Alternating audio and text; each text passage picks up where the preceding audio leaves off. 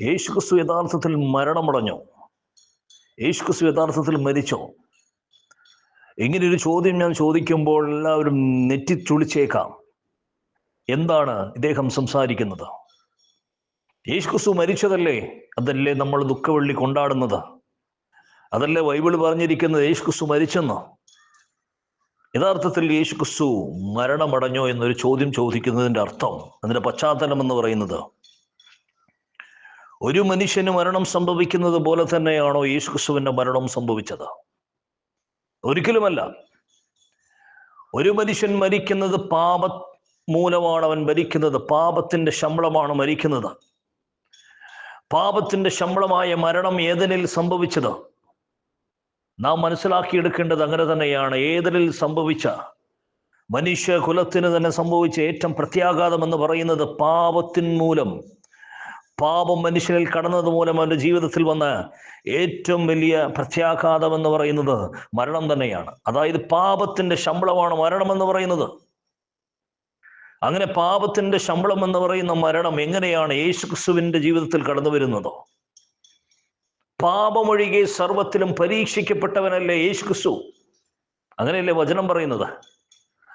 പാപമൊഴികെ സർവത്തിലും പരീക്ഷിക്കപ്പെട്ടവൻ എന്ന് പറയുന്ന യേശുക്രിസ്തുവിന്റെ അടുക്കൽ എങ്ങനെയാണ് മരണം സംഭവിക്കുന്നത്? നമ്മുടെ മുമ്പിൽ ഒരു ചോദ്യമാണ്. പാപം ചെയ്യുന്നവന് മാത്രമേ ഉള്ളൂ മരണം. ഒരിക്കലും പാപമില്ലാത്തവന് മരണമില്ല. യേശുക്രിസ്തു പാപിയില്ല, പാപത്തിന്റെ കാറ്റഗറിയിൽ പെടുന്ന ആളല്ല. യേശുക്രിസ്തു എന്ന് പറയുന്ന പാപ പരിഹാരത്തിന് വന്നതാണ് യേശുക്രിസ്തു. അങ്ങനെയാണെങ്കിൽ യേശുക്രിസ്തുവിന്റെ മരണം യഥാർത്ഥത്തിൽ മരണമാണോ? അല്ല. യേശുക്രിസ്തുവിന്റെ മരണം എന്ന് പറയുന്നത് യാഗമാണ്. യേശുക്രിസ്തു നമുക്ക് വേണ്ടി യാഗമായി തീർന്നു, സാക്രിഫൈസ് ആയി തീർന്നു എന്നാണ് യഥാർത്ഥത്തിൽ ബൈബിൾ നമ്മളെ പഠിപ്പിക്കുന്നത്. പലപ്പോഴും നമ്മൾ മരണം എന്നൊക്കെ പറയുന്നുണ്ടെങ്കിലും യഥാർത്ഥത്തിൽ നമ്മൾ ആ ഒരു ചിന്താശക്തിയോട് കൂടി ചേർന്ന് വേണം സംസാരിക്കാൻ.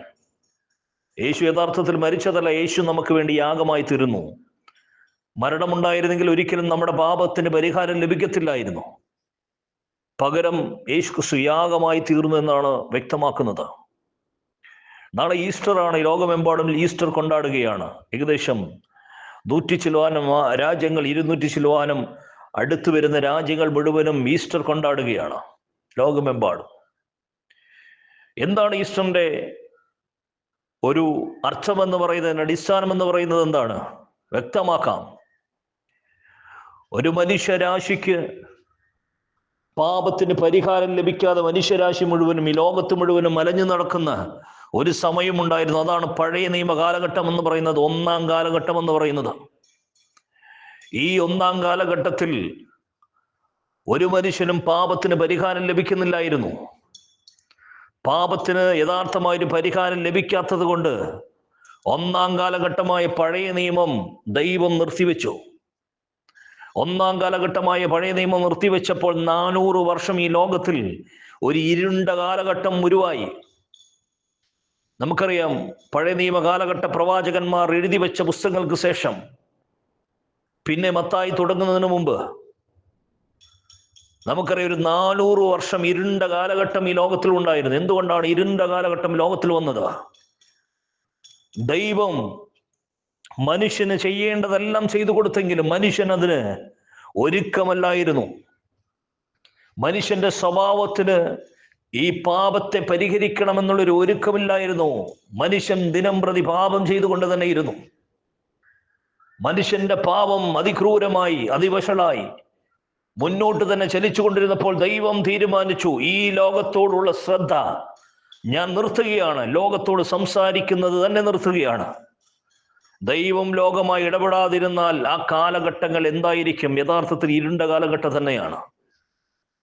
നോക്കണം, നമ്മളോട് സംസാരിക്കുന്ന ഒരു മനുഷ്യൻ ഒരു സമയത്ത് സംസാരം നിർത്തിക്കഴിഞ്ഞാൽ പിന്നെ അവിടെ ശബ്ദങ്ങളില്ലാത്ത സ്ഥലം എന്ന് പറയുന്നത് വളരെ സൈലന്റ് ആണ്. അവിടെ ഇടപാട് നടക്കുമ്പോൾ മാത്രമേ കാര്യങ്ങൾ, പ്രവർത്തികൾ നടക്കത്തുള്ളൂ.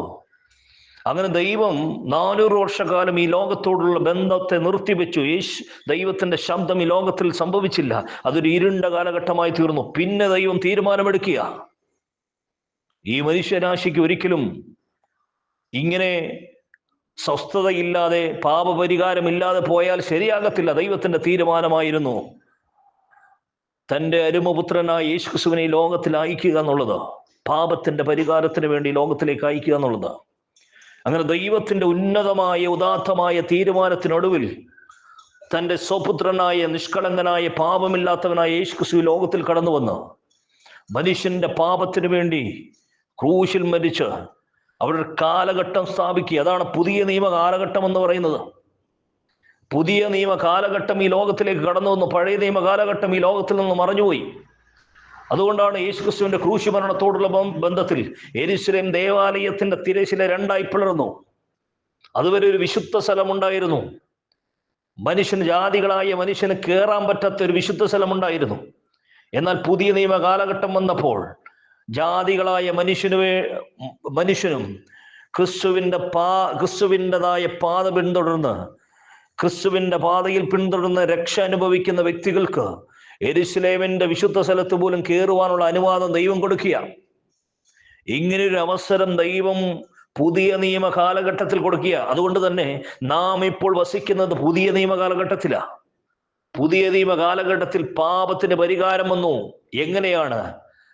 ദൈവപുത്രന്റെ യാഗത്തോടുകൂടി, മരണത്തോടുകൂടിയല്ല, യാഗത്തോടുകൂടി നമുക്കൊരു പാപത്തിന്റെ പരിഹാരം ലഭിക്കുക.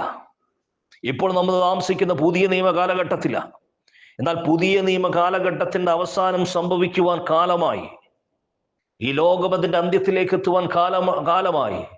ഇപ്പോൾ നാം ചെയ്ത് കൊണ്ടിരിക്കേണ്ട ഒരു കാര്യമെന്ന് പറയുന്നത് പുതിയ നിയമ കാലഘട്ടത്തിന്റെ ഓജസ്സും തേജസ്സും മനസ്സിലാക്കി അതിനനുസരിച്ചുള്ള ജീവിതം ക്രമീകരിച്ച് മുന്നോട്ട് പോകുകയാണ് എന്നുള്ളതാണ് നമ്മളെക്കുറിച്ച് ദൈവം ആഗ്രഹിക്കുന്നത്.